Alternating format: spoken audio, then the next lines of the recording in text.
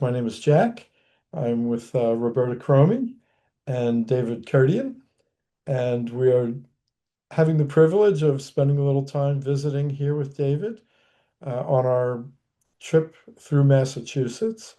And we've asked David if he would tell us something about himself and read some of his poetry. Folks know David. You told us your age before. Maybe you could. 93. All right. I don't like to talk about myself that much, especially since I have something that says who I am much better than I can casually in a conversation, which is always awkward because it's not rehearsed and yet it's spontaneous, and one just feels stupid having some kind of importance. Um, so here I'll read a couple poems. Van Gogh. You stare at Van Gogh's wheat field with crows, and you want to cry for him, and that world he couldn't escape, having entered there as himself, which is all an artist can ever do, finding, revealing, calming themselves in work. He says, what we then take away with our own silent sobbing, whether we are aware of ourselves or not.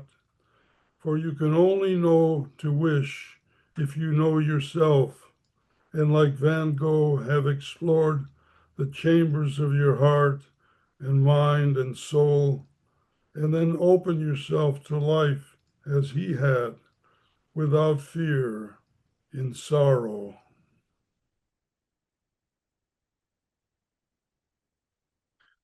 I remember this is called Jesus. What would it take to love everybody? And why can't we imagine how that would be?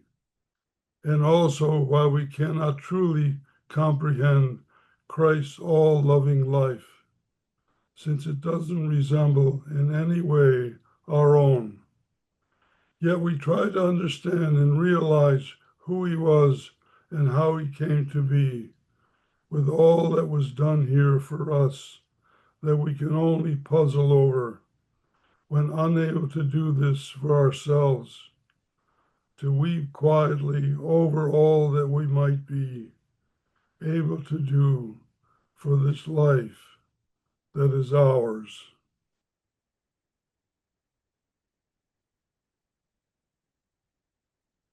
Okay, read one more.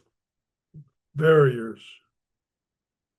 What are these barriers that keep us apart from one another when engaged as common parts of the whole, with solitude often damaging if it cuts us off and leaves us alone, here by ourselves, to fill our time and stay connected and united to others, for a blending that might occur when nothing is more important than our human connections necessary for our personal growth as humans, feeling as one with others on the strange planet we share together. It's enough. Been writing for a long time, and it's tremendously meaningful and fulfilling to you. I guess it's become your way of really interfacing with the world. Yeah, it's my way of being and belonging to the world and sharing my time with others. And this is my way of doing it. Um, what one wants is to bring something to perfection and then share it. And that's the role of the artist. We all stumble through life, but when we come to our art, we can perfect and refine something that's beyond the words themselves or the paint. And so that's being a loner by nature, by birth. But I think I had to find a way to share things because I'd rather much be by myself and doing my work and my living my life. It's not that I'm antisocial; it's just that I'm terribly private and spend most of my time alone, and except when I'm at Nani. Can you say Changed, something about Nani that and changed my life yes. and greatly improved it. We made a great life for ourselves together and apart. and we shared our work because she titled all my books and did all the covers for my books. And my best book hasn't been published. It's called, it's got Nani in the title. I can't remember the title of it, but it's about our long marriage. Yes. 53 years we were Mm, together. So when you were saying about solitude and your own, sort of privacy, Mhm. but I always looked at, as I have with others, that Nani was a bit of a Child. channel, channel between you and other people. Mm. Because I imagine she was easier going, in a Yeah. way, and more maybe accessible. But then through meeting Nani, we also meet you, and Mhm. I think that happens in many relationships, isn't Mhm. it? Yeah. A quick story before we go back to David. One of the reasons we're able to have this conversation now, don't know if you remember this, but Roberta and I had seen David in New York State many years ago and thought we were saying goodbye. And you were moving to, I believe, Michigan at that time. Wisconsin, maybe? Wisconsin. You were moving to Wisconsin at the time. And we were back to West Virginia. Neither of us had mentioned anything about Asheville in North Carolina. Mhm. And one day, Roberta and I had this impulse to visit and follow through on a invitation to visit a Universalist church Mhm. in Asheville At Christmas. at Christmas. And lo and behold, there were David and Nani in the Well, same Oh, that's in the right. same church. well, And can I, yeah, go ahead. uh, Okay. so we're actually only going to this church because our daughter was going with her family and her mother-in-law. And we're sitting there in the pews, and people are, filing in and finding their places. And all of a sudden, Jack nudges me and says, "That looks like David." And I'm like, "Of course that can't be David. They're in Wisconsin." And he's with this older woman, looks like, somebody else who maybe reminds you of David. But he kept saying it. "No, I think that's David Kherdian." And so right at the end of the service, they were having a social time together across the hallway in their, larger auditorium room. So I went over there immediately before everybody had emptied out, and there were several people over there. And sure enough, there you and Nani were. Yeah. Yeah. And since that moment, we felt like we had an interconnection and we Mhm. started visiting. Yeah. And that's how we've stayed in touch since. And Oh, that I leads to didn't us. realize that. Yeah. Yes. Yes. That's interesting. And I think the interesting thing to me, especially, is that we've never again been in that church, nor Never. have you. All four of us were only there ever once, and we all met there. It Yeah, was that was very, a very shock when I nice. saw your face. It was just a total shock, as it must have been for you when you saw me. Yeah. Saw me. Yeah, there we were. So following through, so we got to know Nani Mhm. as well then, and we got to see her artwork. And I think I'll try and edit into maybe this little video some samples of her work. But so even though you're a very private person, in your younger days, I imagine you were much more connected with like the I rest of us was. In too. fact, I wrote two of my favorite books. One's called Friends, a memoir, and Friends, a sequel. I'll give you that book. I've got an extra copy. Uh, the other children I grew up with extremely important to me. I never got over it. And then when I got into the art world with other artists, I was never comfortable because it seemed so artificial to me, full of ambition and pushing and shoving and trying to get ahead. And with few exceptions, Alan Ginsberg was one who I really loved and was very helpful to me. And as I like to think I was to him, and Gary Snyder and people like that. But I kept to myself, and it always took me back to my childhood, which was so deep and rich and wonderful. And it seemed like all the friendships with the artists was kind of superficial it's all about the ambition of getting ahead. And it's not that it's bad, it's just that it's so hard to get ahead in the arts. And so people struggle and become very false. Now, in your childhood, were you mostly with Armenian community? No, it's totally it's people from everywhere. Okay. Yeah. But there was a strong Armenian community because that's where they went after the genocide. My mother came. So there was a strong Armenian community. So a lot of my friends were Armenian kids, but we were Americans, Sure, we were just sure. Yeah. we were just starting life together. It was very rich and wonderful. I never got over it. I've written 2 books about it, Okay. just called Friends. Well, very good. Good. And the town was Racine. Yeah, Racine, Wisconsin. Little manufacturing town, an industrial Factory town. factory town. Yeah, it's a factory town. Yeah. I've written a lot about it, Yes. and I'm the only one who has written about it, really.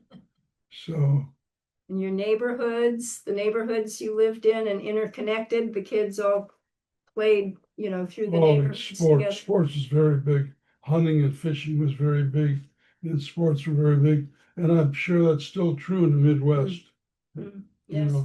And these days, even though you're on your own, you still post things on Facebook, correct? Yes. Yeah. So people can look you up there. Yeah. And see some of your work from time to time. Yeah, I've sort of slowed down now, but for 2, 3, 4 years, I don't know, every day almost I put a poem up.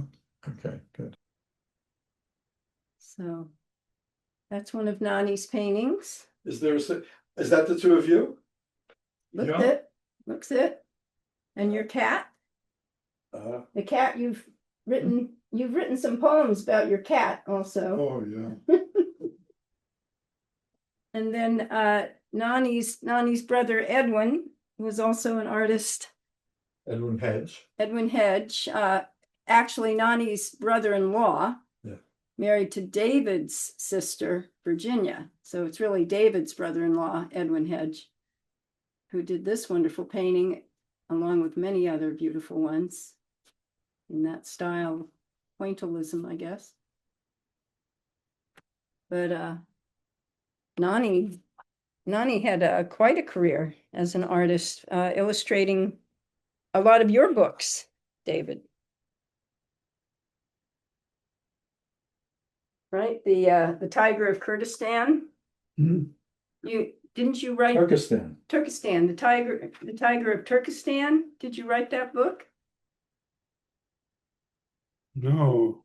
Who wrote that? Did she write that? She didn't No, write. He didn't write. Is that what Gurdjieff talked about, the tiger? Yes. Yes, that's the story about, never doing as others do, only it's told through this little tiger, baby tiger. Nani illustrated. Nani illustrated it, and I think you wrote the Oh, story. yeah, it's a great book. A great children's story, yeah. Yeah, I forgot that book. We got that for our grandchildren, So yeah. Yeah, the tiger of Turkestan, that was Gurdjieff. She was writing about Gurdjieff for children. Right. Oh, it was a wonderful It book. was a wonderful book. Yeah, wonderful book. okay. And Nani also won the Caldecott Yeah. Award a couple of times, yeah. Yeah. And where is it, you say, which museum? The Grumman. De Grumman. DeGrumman. And that's in Massachusetts? No, Mississippi. In Mississippi. Wow. It's the most famous children's museum. And they've been collecting Nani's work from the time she began. They have letters between her and Maurice Sendak, who was a good friend of hers. Oh my. And they work together. They're both starting out at the same time. Maurice Sendak and Nani. Yeah. Oh, yeah. fabulous. So he's a good friend of ours. Oh, nice. Yeah. Yeah, if you forget those things, Yeah. Well, that's great. Yeah, I liked him a lot. He was a really good person, a great artist. Yeah. Did you ever, or did you ever meet a man, a poet, Michael White? Michael what? Michael White. No. So that name doesn't mean anything. Somebody in the work? Yeah, kind of with the Tony Blake connection. But Michael also spent time with a lot of the beat poets. Oh, He did also he? spoke very well of Allen Oh, Ginsberg, and yeah. he spent time at Naropa, and he's published good books of poetry Mhm. with with three other authors, one of whom is Monk. was a monk alongside Thomas Merton. Mm. So some very, very interesting Do you remember material his there. name? Mhm. Brother Paul. Brother Paul. Yeah, yeah. And- I'll send you some of his. Yeah. Yeah. So good. Well, we're very glad we could do that. Anything else you'd like to say about your evolution? I mean, how did you come to poetry? Did it just come naturally as Oh, a poetry. I yeah? was 35 years old, Oh. so I started very late. But boy, once I started, Ford. I made up for all those years. Okay. I've Certainly published, did. around 80 books, I think. At least, I would think. Yeah, so I'm still writing, Yeah. but it's ending. It's coming to an end. Is it? Yeah. Yeah, but Because you see, feel these are late poems and they're so great. yeah. You know, Oh, yes. these are, I just wrote these in the last year. David, what makes a poem great? How can you, what are the elements? I don't know what makes a poem great. I don't know. Is it something that, What? No, I don't know. It's universal, you know. The thing is that the poets go straight to the soul. And so, you know, you get Whitman, you get Blake. You know, I'm only the third mystic poet American. There oh, have only been three mystic poets, Walt Whitman, Emily Dickinson, and me. But I'm not well known yet because my best work hasn't been published. And do you prep in any way? Do you What? like before writing? Do you just sit down and write, or do you sit and collect yourself, or do you pray? Do you do something before writing? No, No, no. usually something comes to me when I'm sitting there, like a line will come or a thought will come, and then I'll write. That's pretty much how it's been for a long time. Going back to the beginning, I can't remember. Yeah. I've written a lot of poems. And when you write, do you go back in and change things around, or is it just as it comes? Oh no, No. The art is in the revision. It is in the revision. That's when you get the art. Oh, There's no art until okay. you make it. Okay. You have to have the goods, Yeah. you know, and if you have the goods, you'll get there. But it's a tremendous skill, except it's beyond skill because you're touching places in yourself that aren't ordinarily there.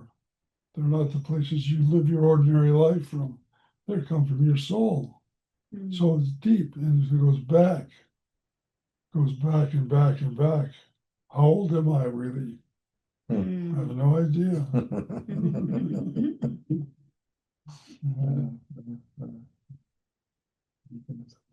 Yeah, I miss it when I'm not doing it.